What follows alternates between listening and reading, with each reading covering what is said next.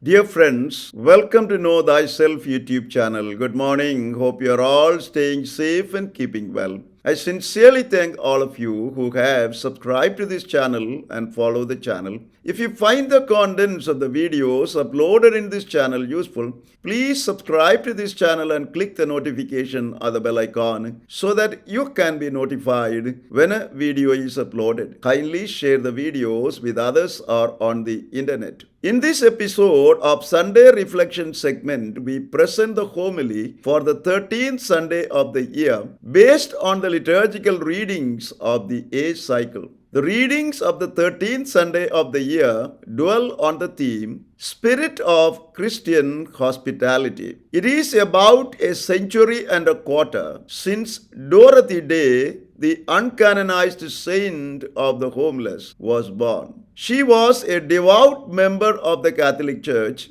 an American journalist who turned a social activist, and an outspoken advocate for the poor. She spent most of her life working for providing better treatment for the disadvantaged and the marginalized. To achieve this goal of caring for the poor, she founded the Catholic Worker Movement in May 1933. With the help of Peter Maurin, her friend, she revived the idea of hospitality once fostered by the monasteries. Her motto was, "All are welcome, the poor, the downtrodden, and the losers." She also started the first house of hospitality where she could care for the poor. Dorothy and Peter suggested that every Catholic parish should have such a place of hospitality. Today, there are nearly 175 of these Catholic worker houses of hospitality. Dorothy Day said, "Those who cannot see the face of Christ in the poor are atheists indeed." She embodied Jesus' hospitality in her life and work. The readings of the 13th Sunday of the year invite us to live the spirit of Christian hospitality by finding Jesus in our needy fellow human beings and reaching out to them in hospitality, generosity, commitment, and charity, even if it implied suffering and hardships. The first reading taken from the second book of Kings speaks of the hospitality given to Elisha the prophet by the childless woman of Shunem. The woman and her husband recognized the holiness of Elisha and provided him both boarding and lodging as long as he wanted. The prophet, through the power of God, blessed the hospitality and kindness shown to him by the childless couple with a promise that a child would be born to them in a year. This promise was fulfilled by the Lord. Thus, the first reading proclaims that hospitality and kindness shown to others in their time of need would never go unrewarded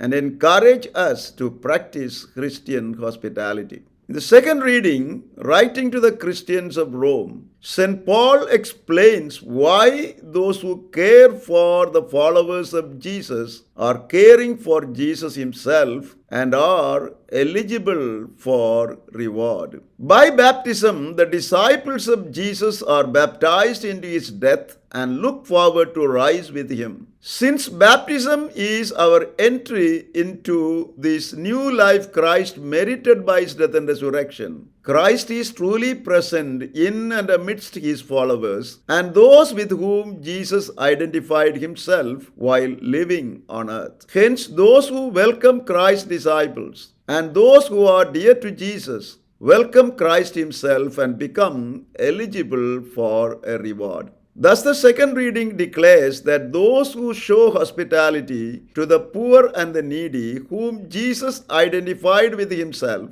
would be abundantly blessed by Jesus. In the Gospel of St. Matthew, Jesus concludes the great missionary discourse in which he instructs his disciples before sending them to their mission of preaching and healing. In the first part of the gospel passage, Jesus speaks of those qualities required of a true disciple of Jesus, such as preferring Jesus before anyone and anything, Taking up one's cross and walking in the footsteps of Jesus and losing one's life in this world to gain true life in Jesus. In the latter part of the gospel passage, Jesus spells out the behaviors expected of everyone towards the disciples of Jesus. Even the simple act of hospitality and welcome given to disciples of Jesus will be blessed by God, and the reward they receive would be equal to that of a disciple of Jesus. Thus, Jesus assures those who help his messengers, whom he refers to as little ones, will be amply rewarded.